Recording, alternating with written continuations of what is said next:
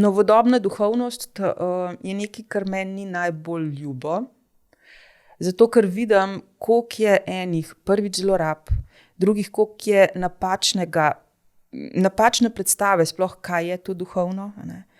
Koliko je v bistvu tako zvanih nekih gurujev, ki so, ne vem, svoja znanja dobili v enotedenskem tečaju in mislijo, da vse vejo in potem to predajajo ljudem naprej kot neko čudežno palčko, čudežno rešitev, ne?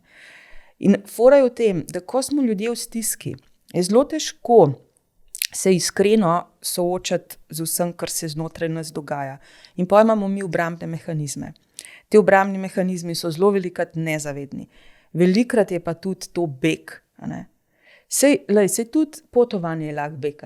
Tako kot je potovanje lahko beg, tako je lahko šport beg, tako je lahko tudi duhovnost beg. In zelo velikrat tudi je.